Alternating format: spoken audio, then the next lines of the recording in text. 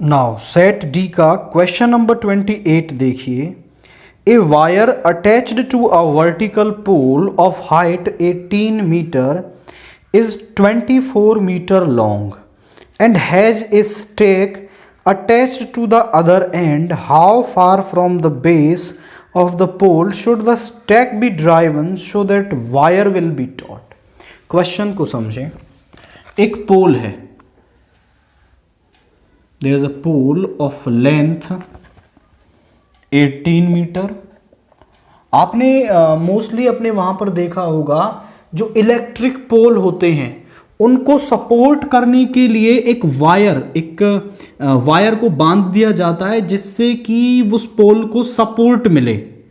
तो वही वो कह रहा है कि ऐसे ही एक वायर है जिसकी की लेंथ 24 मीटर है और यहां पर जिससे उसको बांधा जाता है उसको बोलते हैं स्टैक। उस स्टैक को आप समझें, अगर स्टैक यहां रहेगा तो वायर ढीली रहेगी। अब स्टैक को जितना आप दूर ले जाते जाओगे उतना आपकी जो वायर है वो टाइट हो जाएगी। अब वो कह रहा है कि स्टैक को हम कितनी दूरी पर ले जाएं कि वायर विल बी टॉट, मतलब वायर जो है बिल्कुल एकदम टाइट हो। तो मान लिया उसे सी पॉइंट पर हम बांधेंगे। तो यहां पर देखिए A B is equal to height of pole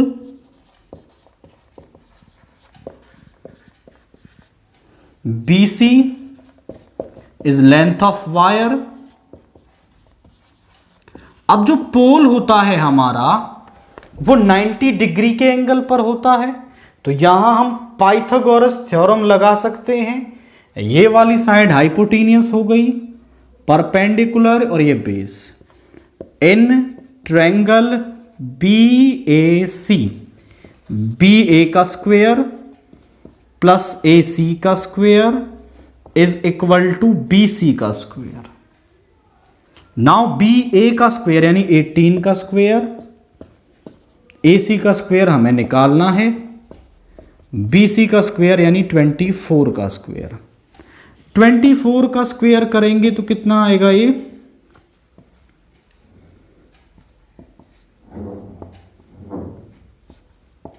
576 आ रहा है। This is 576। 18 के स्क्वायर को इधर ले जाएंगे तो ये आएगा 324। यहां पर इसमें से सब्ट्रैक्ट करेंगे तो ये आ जाएगा आपका, this is 252। This is AC का स्क्वायर। अब समझो, इसको आप थोड़ा और एडजस्ट कर सकते हैं, √252, और आई थिंक इसको हम लिख सकते हैं 36 × 7।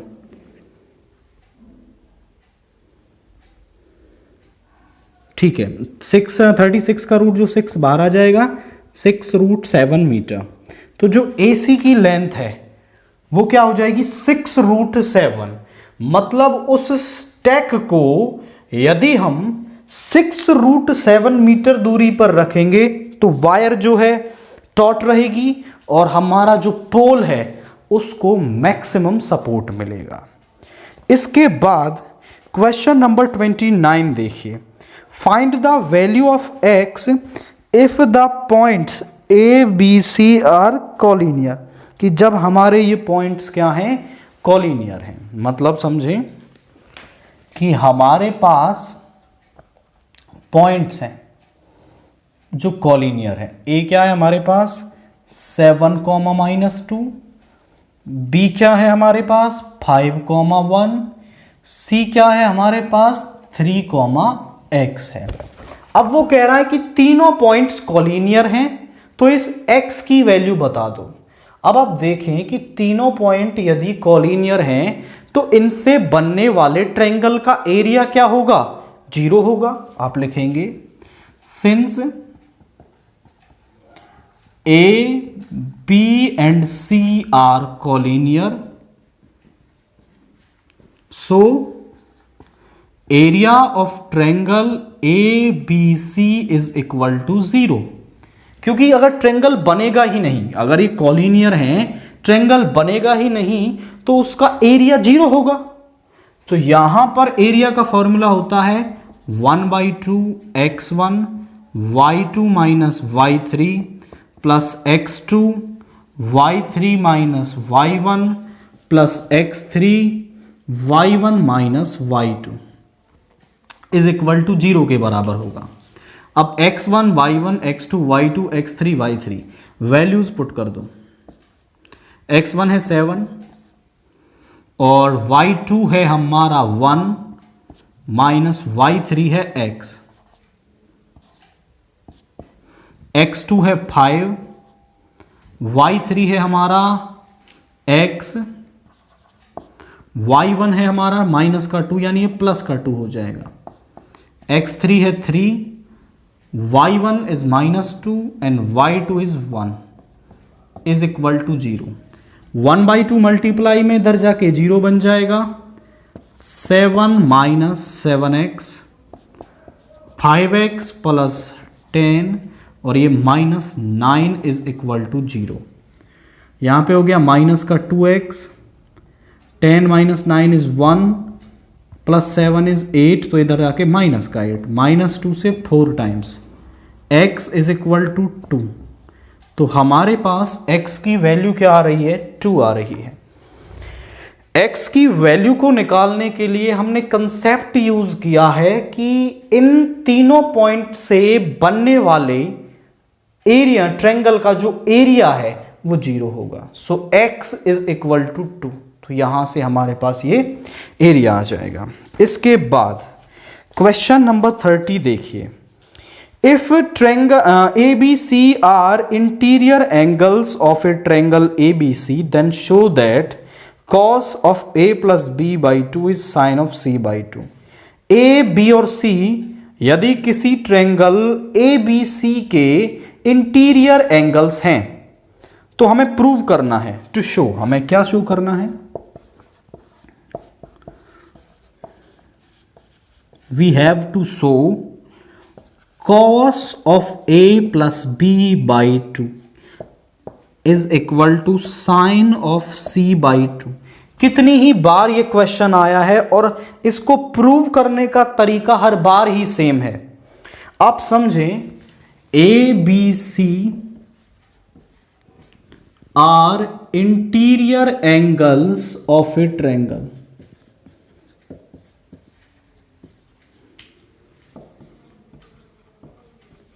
अगर ये ए बी सी जो हैं एक ट्रायंगल के इंटीरियर एंगल्स हैं तो इनका सम 180 डिग्री होगा। A plus B plus C is equal to 180 degree. अब मुझे चाहिए इस तरफ ए प्लस बी, तो सी को इस तरफ ले जाओ, इस सी को इस तरफ ले जाओ, 180 डिग्री माइनस सी, दोनों को मैं 2 से डिवाइड कर लूं, दोनों तरफ 2 से डिवाइड कर सकते हैं।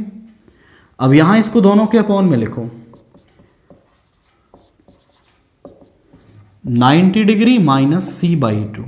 मैं आपसे कहूं कि 45 degree is equal to 45 degree, दोनों एंगल बराबर हैं, तो मैं ऐसा लिख सकता हूं कि sine 45 degree is equal to sine 45 degree. ये भी 1/√2 और ये भी 1/√2। मतलब अगर एंगल्स इक्वल हैं तो उनकी साइन वैल्यू या कॉस ले लो या टेन ले लो, उनकी वो ट्रिग्नोमेट्रिक वैल्यू भी क्या होगी, इक्वल होगी, क्योंकि वो सेम आएगी। तो यहां पर हम लिख सकते हैं विच इंप्लाइज दैट, क्या ले रखा है, कॉस, तो हमें कॉस लेना होगा दोनों तरफ। Cos of A plus B by 2 is equal to cos of 90 degree minus C by 2। अब वी नो दैट कि cos 90 माइनस थीटा का जो फॉर्मूला है वो किसके बराबर होता है, साइन थीटा के होता है। तो ये किसके बराबर हो जाएगा, साइन थीटा, थीटा क्या है, सी बाई 2, यानी साइन सी बाई 2। आप चेक करें, यही रिजल्ट हमें प्रूव करना था।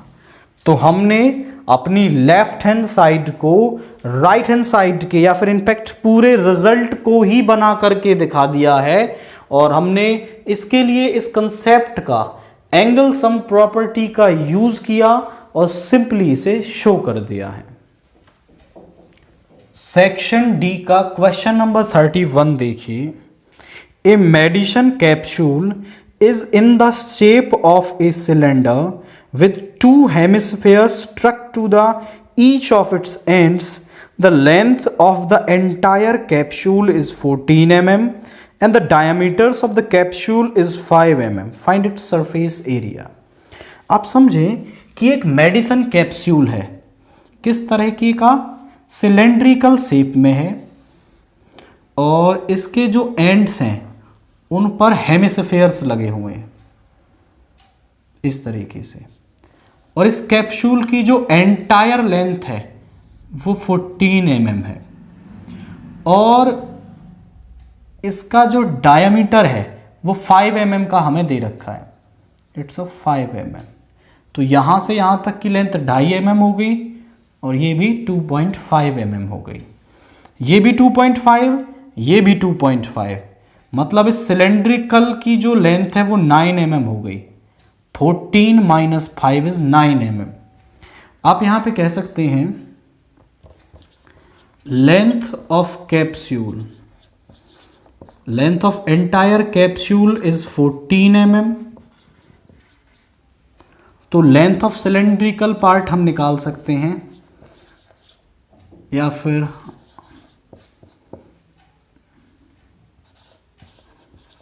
यहां फिर हाइट इस्तेमाल करें सिलेंडर के लिए, height of cylinder, total length -5, ये 2.5 प्लस 2.5 ऐसा लिख सकते हैं, 2.5 plus 2.5, so 14 minus 9 is 5 is 9 mm। This is our height of cylinder. अब मुझे इसका सरफेस एरिया निकालना, we have to find the surface area. तो मैं सिलेंडर का सरफेस एरिया निकालूंगा और इन दोनों हेमिस्फेयर्स का निकालूंगा, और उसको ऐड कर देंगे तो हमें टोटल सरफेस एरिया मिल जाएगा। So total surface area is equal to CSA of cylinder plus 2 into surface area of hemisphere।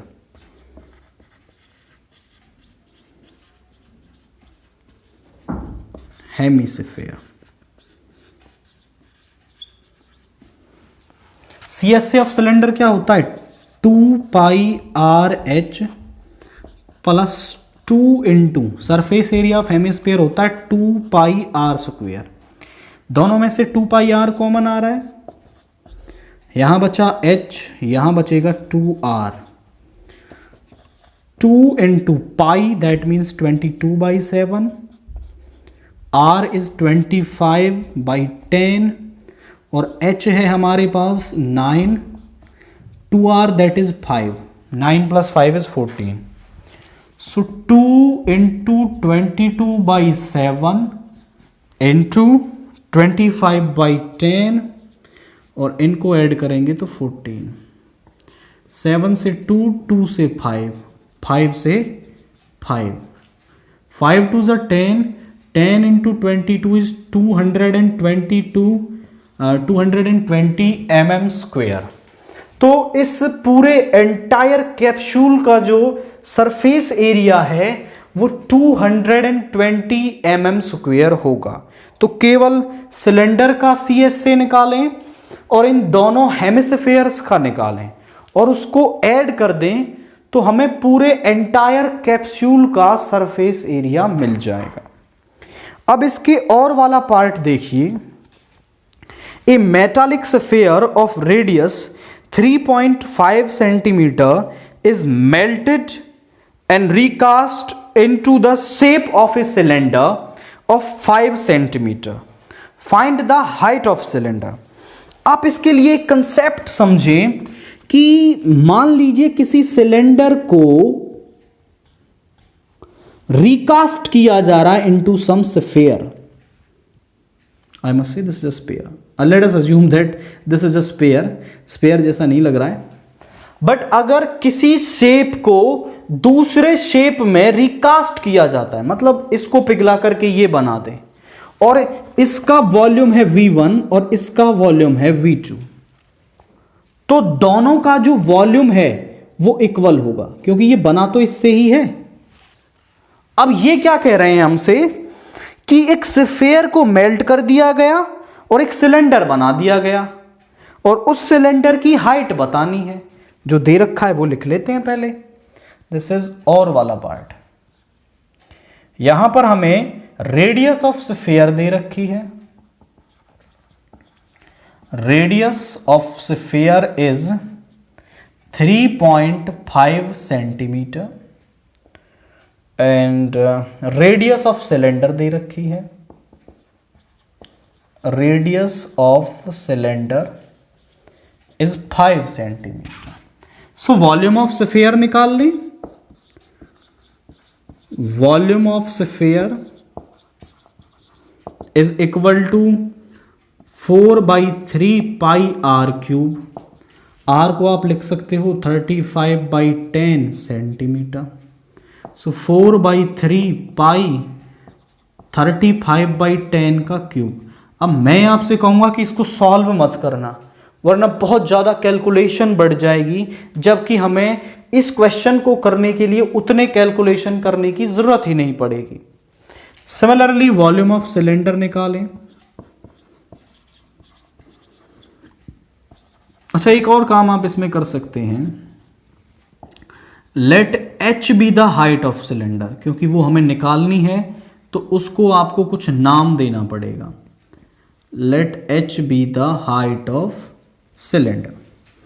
सो ये होता है आपका pi r square h. Pi तो पाई, आर का स्क्वायर यानी 5 का स्क्वायर, और हाइट को हमने h ही माना है. सो 25 इंटू पाई एच, क्योंकि since sphere is recasted, sphere is casted into cylinder,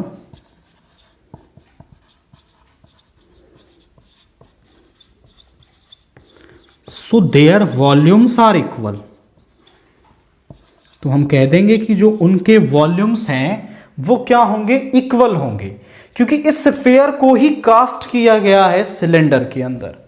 तो इसका वॉल्यूम है 4/3 pi into 35/10 into 35/10 into 35/10. Cube को मैं 3 बार लिख सकता हूं मल्टीप्लाई में. इसका वॉल्यूम है 25 इंटू पाई इंटू एच. पाई से पाई कैंसिल हो गया, 5 से 5, 5 से 7, 5 से 7. अब मल्टीप्लाई करना शुरू करें तो यहां पे आ जाएगा 140 इंटू 7/3 इंटू 1000 इज एच. इन दोनों को मल्टीप्लाई कर लो. 140 into 49,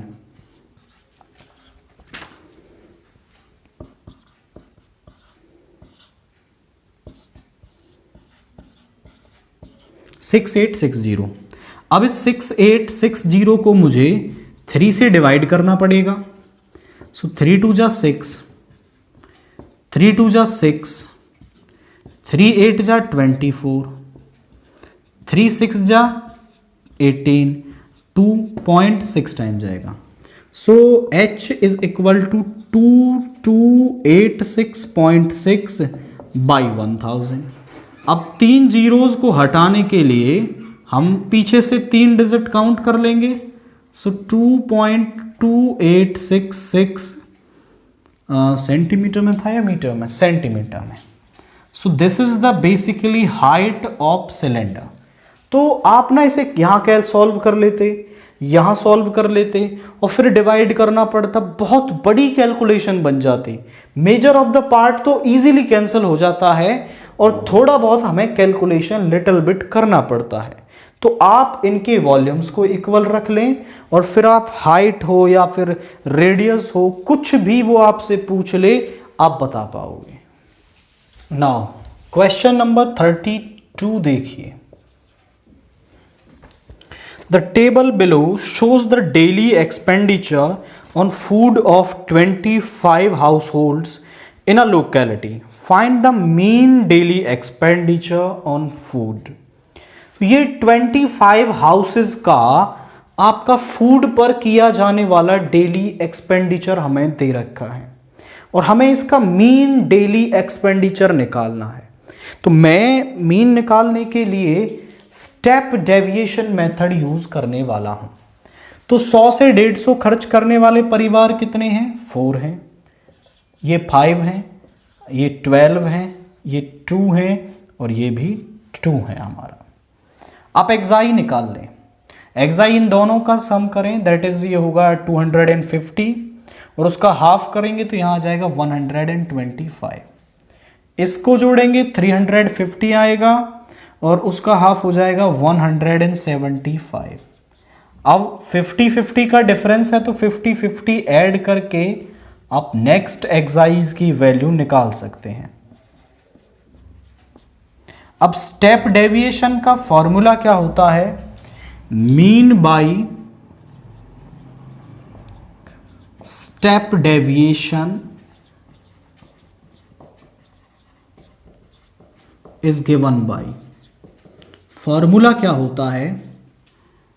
x bar is equal to a plus summation of fi ui over summation of fi into h। h होता है इनके बीच का डिफरेंस और एक्साई हमने निकाल लिया। हम निकालेंगे डी आई, एक्साई माइनस ए होता है हमारा अज्यूम्ड मीन।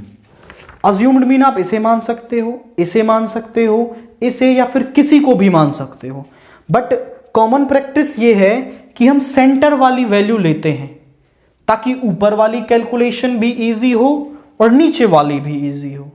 तो यहां पर एक्साई माइनस ए यानी 125 माइनस 225 कितना हो जाएगा हमारा? ये माइनस का 100 हो जाएगा, यहां माइनस का 50 मिलेगा और इसमें से इसको हटाएंगे 0, यहां पर मिलेगा 50, यहां पर मिलेगा 100। अब हमें निकालना है ui, एक्साई minus A by H और h है 50। तो ये आ जाएगा माइनस का 2, माइनस का 1, 0, 1, 2। नेक्स्ट निकालना है fi ui, इसकी इसके साथ मल्टीप्लाई। तो यहां क्या आ जाएगा? -8 -5 0 2 and 4 summation of fi ui 4 to 6 और यहां पर है -13, 6 -13 प्लस 6 इज -7 और समेशन ऑफ fi वो 25 फैमिलीज की बात कर रहा था तो ये 25 होंगी। सारी वैल्यूज हमारे पास आ गई, यहां पुट करो। अज्यूम्ड मीन हमने माना था 225 और ये आया था माइनस का 7, ये 25 और ये था 50। कैंसिल करें, माइनस का 14, 225 minus 14 is 4, 5 minus 4 is 1, 1, 2, 1, 1 rupees. So mean daily expenditure is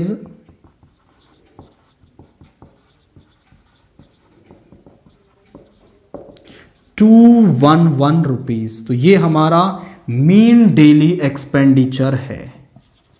अब 33 क्वेश्चन को देखिए। बेसिकली क्वेश्चन जो है वो कंस्ट्रक्शन से है। अब कंस्ट्रक्शन यहां हम तो कर नहीं सकते, बट मैं थोड़ा आइडिया आपको दे देता हूं कि क्वेश्चन को करना कैसे है। Draw a circle of radius 5 centimetre from a point 9 centimetre away from its centre construct the pair of tangents to the circle and measure their length. काफी सिंपल है। वो पहले कह रहा है 5 सेंटीमीटर का एक सर्कल बना लो। 5 सेंटीमीटर ओपन करें अपने प्रकार को और एक सर्कल को ड्रॉ कर दें, ये इसका सेंटर है। फिर वो कह रहा है 9 सेंटीमीटर अवे जाएं सेंटर से, यहां स्केल रखें और 9 सेंटीमीटर मेजर कर लो। ठीक है, let's say this point is P। अब वो कह रहा है इस P पॉइंट से इस सर्कल पर 2 टेंजेंट डाल दो और उनकी लेंथ मेजर कर दो। तो टेंजेंट डालने का तरीका क्या है, आप यहां से इस प्रकार को आधे से ज्यादा ओपन कर लो और इस पॉइंट पर रखकर एक आर्क ऊपर और एक आर्क नीचे लगा दो। फिर उतना ही ओपन करके रखना है, यहां रखो और इन आर्क को बाइसेक्ट करो। फिर इन पॉइंट्स को मिला दें और ये हो गया परपेंडिकुलर बाइसेक्टर। ये इस लाइन को 2 बराबर हिस्सों में बांट देगा। यहां पर PM is equal to MO। अब क्या करना है, इतना ओपन करना है इस प्रकार को और यहां रख के एक सर्कल ड्रॉ कर दो। अब ये जो दूसरे वाला सर्कल है इस पहले वाले सर्कल को 2 पॉइंट्स पे इंटरसेक्ट करेगा। इस पॉइंट और इस पॉइंट को मिलाएं, ये पहली टेंजेंट। इस पॉइंट और इस पॉइंट को मिलाएं, ये दूसरी टेंजेंट हमने ड्रा कर दी। So PA and PB are tangent. अब आप जैसे ही इन्हें ड्रा कर लोगे, अपना स्केल रखो और इन दोनों की लेंथ को मीजर कर लो। काफी सिंपल होगा, स्केल से मीजर करके आपको इनकी लेंथ लिख देनी है। ये बेसिकली कंस्ट्रक्शन का एक सिंपल क्वेश्चन था। नाउ क्वेश्चन नंबर 34 देखिए। From the top of a 8 metre high building the angle of elevation of the top of a cable tower is 45 degree and the angle of depression of its foot is also 45 degree. Determine the height of tower. और हमें height of tower बतानी है। Question को समझें कि एक 8 metre high building है, let's say this is AB, और एक केबल टावर है ऑब्वियसली जो इससे बड़ा है, और हमने ये ग्राउंड के पैरेलल लाइंस ड्रॉ कर ली। यहां इस 8 मीटर हाई बिल्डिंग के टॉप से इस केबल टावर के जो टॉप है उसका एंगल ऑफ एलिवेशन हमें दे रखा है 45 डिग्री, और सेम इसी पॉइंट से इस केबल टावर के फुट का एंगल ऑफ डिप्रेशन 45 डिग्री। ये दोनों लाइनें पैरेलल हैं, तो ये वाला एंगल इस वाले एंगल के इक्वल होता है, अल्टरनेट इंटीरियर एंगल। तो ये वाला एंगल भी 45 डिग्री हो गया। अब समझो ये वाली लेंथ उसने 8 मीटर दे रखी है, तो ये भी 8 मीटर हो गई। अब मुझे इस CD केबल टावर की हाइट बतानी है जो CE प्लस ED करने से मिलेगी। CE तो मेरे पास है, कहीं से ED और मिल जाए तो मुझे केबल टावर की हाइट मिल जाएगी। सो मैं पहले ये वाली लेंथ निकालूंगा क्योंकि ये और ये बराबर हैं, ये मिलते ही ये मिल जाएगी, और फिर इस ट्रायंगल में लेके ये वाली लेंथ निकाल लेंगे। नाउ आप लिख दें AB is equal to height of building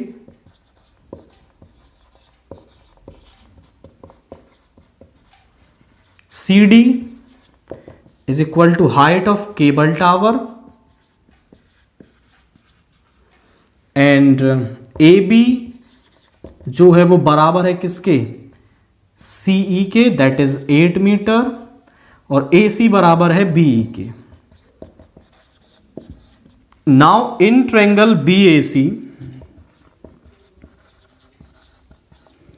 BA upon AC यानी कि perpendicular over base, this is base, this is perpendicular.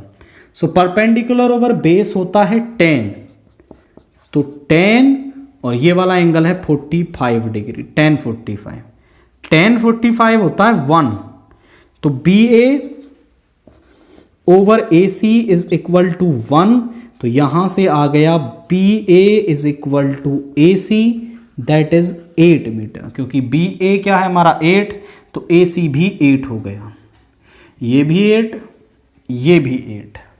Now in triangle D E B, in triangle D E B, D E over E B, ये base है, ये perpendicular है, सो ये होता है 10 और एंगल कितना है 45 degree. 10 45 is 1, D E over E B है 8 is equal to 1, so D E हमारे पास आ गया 8 मीटर, ये भी कितना आ गया 8 मीटर आ गया, यानी कि ये वाली लेंथ और ये वाली लेंथ दोनों मिल गई। हाइट ऑफ केबल टावर ही तो चाहिए थी, हाइट ऑफ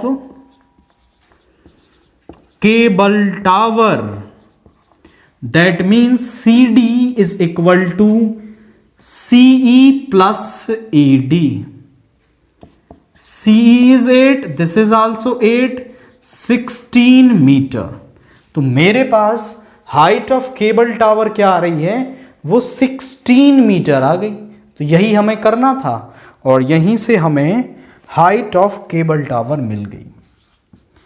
अब इसके और वाला पार्ट देखिए, क्या दे रखा है 1 plus sine A over 1 minus sine A is equal to, मुझे प्रूव करना है sec A plus tan A. I have to prove this term. तो मैं इसकी लेफ्ट हैंड साइड ले लूंगा, taking LHS 1 plus sine A upon 1 minus sine A. आप देखें कि ये पहले से ही सिंप्लीफाइड फॉर्म में है, कि मतलब साइन कॉस से ज्यादा तो हम इसको ब्रेक नहीं कर सकते, तो आप इसमें डेनोमिनेटर का रेशनलाइजेशन कर दें। क्या करें, साइन चेंज कर लें, इसी टर्म से मल्टीप्लाई और इसी टर्म से डिवाइड।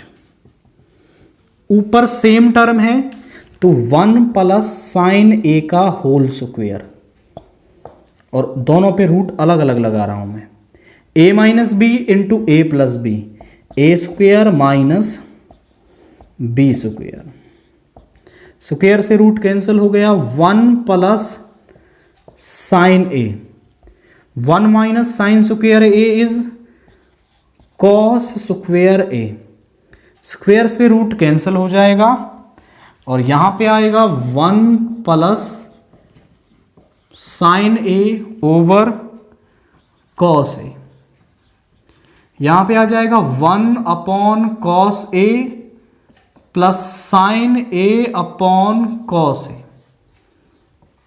साइन ए अपॉन कॉस ए क्या होता है, ये हो जाएगा सेक ए और ये होता है टेन ए, और यही हमारी राइट हैंड साइड है। तो हमने लेफ्ट हैंड साइड को राइट हैंड साइड के बराबर प्रूव कर दिया है। सो इस क्वेश्चन के साथ हमने सेट डी को फिनिश कर लिया है और हमने ए बी सी और डी सारे ही चारों सेट को डिस्कस कर लिया है। अब इससे अपनी फर्दर वीडियोस में हम इससे प्रीवियस ईयर पेपर यानी 222, 220, 22, 20, 19, 18 इस तरीके से अपनी इस प्रीवियस ईयर की जो सीरीज है इसको कंटिन्यू करेंगे एंड सारे प्रीवियस ईयर पेपर्स को डिस्कस करेंगे।